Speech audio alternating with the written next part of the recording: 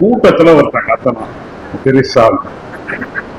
அந்த கூட்டம் அங்க நிக்கிறான், அவன் கத்துறான். இவர் பேசிக்கிட்டே வர்றப்ப புலவுல காவிரியில தண்ணி இருந்தாரு, இந்த அரசை கண்டிக்கிறேன். அவன் அந்த நேரத்துல பெருசால் கத்துறான். இவர் லிங்க் பண்ணி ஒரு வழக்கு போட்டு அந்த இரவோட இரவாக நம்முடைய சீஃப் மினிஸ்டர் விஜய்கிட்ட போய் சொல்றாங்க. விஜய் ஆதரவு அந்த உயர் அதிகாரிகள், போலீஸோட உயர் அதிகாரிகள் மற்றும் ஐஏஎஸ் ஆஃபீஸர் எல்லாம் சொல்றாங்க, சார் அவரு என்ன நாளைக்கு அசம்பிளி, இன்னைக்கு அவரை கைது பண்ணா தமிழ்நாடு பூரா சட்டம் உங்களுக்கு கண்ட்ரோல் பண்ண முடியாது, அது வெறும் சூழ்நிலை இருக்கு. நாளைக்கு நம்ம அசம்பிளியை முத ஆரம்பிக்கிறோம், ஒரு பீஸ்ஃபுல்லா ஆரம்பிப்போம். அது எதிர்கட்சி தலைவர் இது ஒண்ணு வழக்குல ஒண்ணு இல்லை, அவங்க என்னமோ ஒருத்தர் கத்துனா அவரு ஒன்றும் சொல்லலன்னு சொல்லி பாக்குறாங்க. அதெல்லாம் முடியாது, நீங்க ஒண்ணு இன்னைக்கு கேஸை போட்டு அரெஸ்ட் பண்ணு. சரி, நம்ம தஞ்சாவூர் போலீஸ் நம்ம தம்பியை அரெஸ்ட் பண்ணா 7 மணிக்கு வீட்டுக்கு போயிட்டான். தமிழ்நாடு பூரா அந்த கைது செய்தி அறிந்து அதாக மறியல் போராட்டம் எல்லாம் நடக்குது. நான் நானே எல்லாரும் நம்ம வைத்திருங்க எல்லாம் என் முறை சொல்லி எல்லாரும் மாவட்ட ஆபீஸ்ல போய் உட்காந்துக்குவோம், பேசிக்குவோம்ட்டு நாங்கள் மாவட்ட ஆபீஸ் காலையில் 9 மணிக்கு போனோம். நீங்க நம்ப மாட்டீர்கள், அன்றைக்குதான் திமுக என்னன்னு தெரிஞ்சிச்சு. நாளியாக மிகப்பெரிய கூட்டம் தஞ்சாவூர்ல கூடுது. தஞ்சாவூர்ல தம்பி வரப்போறாரு, அவரை ரிசீவ் பண்ணணும்னு சொல்லி வந்தாங்க. தம்பி அது இடையில வண்டி வந்துகிட்டே இருக்கு, நாங்க டிவியில பார்த்துக்கிட்டே இருக்கோம். சரி, சாயந்தரம் தான் நம்ம கிழக்கு போலீஸ் ஸ்டேஷன்ல வரப்போறாங்க, நம்ம எல்லாம் கிழக்கு போலீஸ் ஸ்டேஷன்ல பார்ப்போம்னு இருக்கோம். அப்புறம் என்ன பண்ண, கிழக்கு போலீஸ் ஸ்டேஷன் ஒடுக்கமான தெருவா இருக்குன்னு சொல்லி தெற்கு போலீஸ் ஸ்டேஷனுக்கு மாற்றணும். சரி, தெற்கு போலீஸ் ஸ்டேஷன் என்ன சார், தெற்கு போலீஸ் ஸ்டேஷன் கேட்பாரு, நீங்க ஒரு 10 பேர் மட்டும் வாங்க, பாக்கி எல்லாம் கூட்டம்லாம் கண்ட்ரோலா இருக்கணும், எட்டி போட்டாங்க. சரி, நீங்க சொல்றபடி கேட்கறப்போ நான் தம்பியை பார்த்தோம்னா நாங்க உள்ள போறோம்.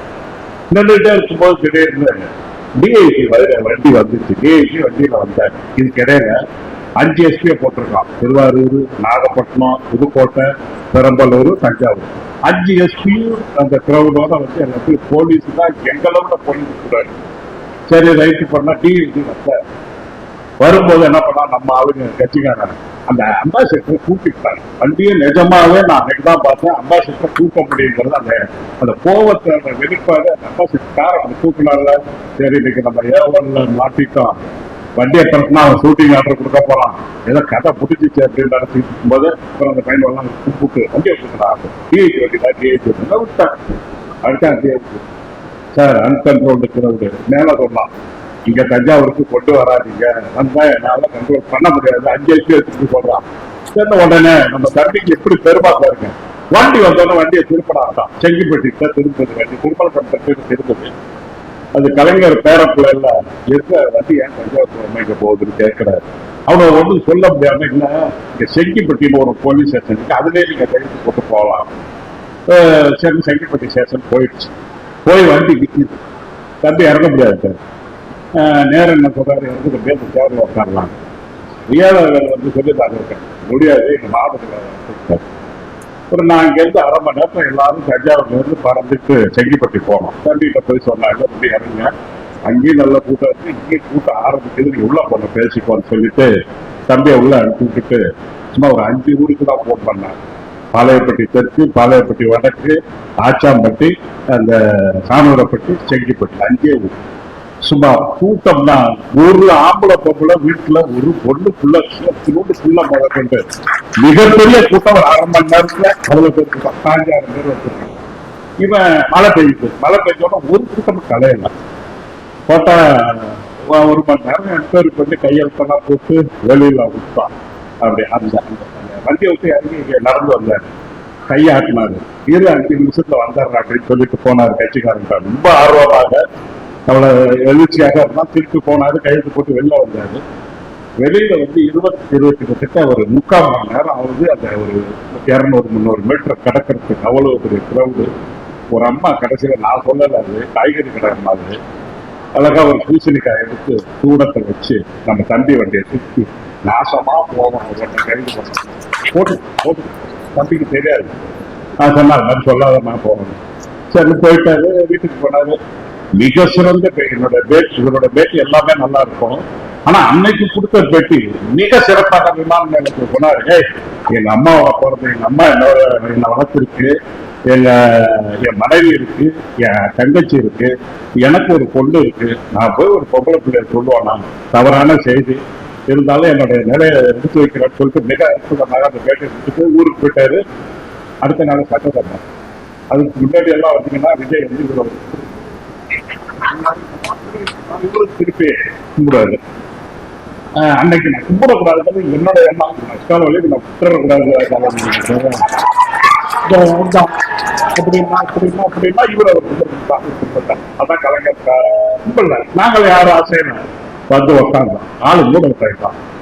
2 பேரும் ஒன்றுமே தெரியாத மாதிரி போனாங்க. இப்ப என்ன சொல்றேன்னா, இவ்வளவு கஷ்டத்தை நமக்காக ஏற்றிருக்காரு. டெல்டா மாவட்டத்து விவசாயிகிட்ட அவரை போய் என்ன பண்ண போறான், கைதெல்லாம் பண்ணான். உள்ள போய் அசம்பிளியில பாத்தீங்கன்னா இந்த 4-5 மந்திரி எழுதியிருக்கிறது நேரத்தில் உண்மையா எனக்கு ரொம்ப பிடிச்சது.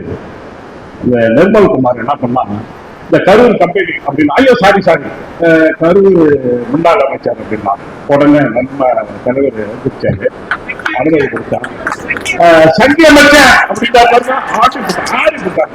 சங்கி சாரி சட்ட அமைச்சர் அவர்களே அப்படின்னா பாருங்க, அவன் சபாநாயகர் தலையை ஆத்மா சரி முடிஞ்சிச்சு வெளுத்து இருக்காரு. நான் பேசும்போது மாமான்னு தான் சொன்னேன். அவங்க என்ன நினைச்சுக்காங்க, பொட்டு மாமான்னு சொல்ல போறாங்க. அந்த வார்த்தையை யூஸ் பண்ணக்கூடாது. ஜீவோ இருக்கா அந்த துணை சபாநாயகர் அநியாயம் பண்றேன். நானாவே இருக்க போறேடா, என் மாமா இருக்கு. எனக்கு தெரியாது இந்த உறவுன்னா. இது மாதிரி சட்டசபை என்பது ஒரு அசிங்கமான களமா இருக்கு. அதுல வந்து நம்ம தம்பி வந்து மிக சிறப்பாக ஒவ்வொரு ஆரம்பத்திலிருந்து சின்ன பையன் இவர் என்ன அனுபவம் இல்லாதவர், எப்படி எதிர்கட்சி தலைவராக இருப்பாருன்னு பல பேர் விமர்சனம் பண்ண காலத்துல மிக அற்புதமாக அது முதல் கட்சி. அதுல இருந்து இன்னைய வரலும் போச்சு. எனக்கே ஒரே ஒரு வருத்தம் அருமை தம்பி டிஆர்கே ராஜா, அருமை சகோதரர் நகேஷ் இல்லாததான் அந்த சட்டமன்றத்துல பல பேர் இருப்போம். பல பேர் ஜெயிச்சிருக்கோம், 59 பேர் ஜெயிச்சிருக்கோம். இந்த 2 பேர் வந்திருக்கோம் இந்த காலகட்டத்தில். ஐயோ கீர்த்தனான்னு ஒரு மந்திரி கொடுக்கிறபடி பெரிய படம் இருக்கு. நீ செஞ்ச சத்தியமா நாங்க கடுப்பு வழி இல்லையா, நம்ம செஞ்சதான் அவன் சொல்றான். நாங்க தான் ஏதோ 100 நாள்ல எல்லடிச்சு திறப்பான்னா அது சொல்றான். அவருடைய சாதனை எல்லாம் அவ எடுத்துக்கிறார். இப்ப பள்ளிக்கல்வித்துறை மந்திரி எவ்வளவு பெரிய அழகா இருந்தாரு. அவரை பார்த்தா அங்க ஒரு ராஜ்பவன் ஒரு ஐயோ சாமி நம்மளால தாங்க முடியல, அவ்வளவு டைலாக் அவன் பார்த்துட்டு எல்லாத்தையும் அனைத்து தமிழ்ல பேசிட்டு ஒரு வித்தியாசமான சட்டமன்றம். இப்ப என்ன நேற்று நடந்த செயற்குழுல எல்லாரும் சரியா செயல்படல. MLA speedo இருக்கணும்னாங்க. எனவே வர்ற சட்டமன்றத்தில் நல்ல நம்முடைய தளபதி தலைமையில சின்னவர் தலைமையில மிக அற்புதமாக நாங்கள் எல்லாரும். எனக்கு ஒரே ஒரு ரஜினிகாந்த் வாசகம் தான் ரொம்ப பொறுப்பு.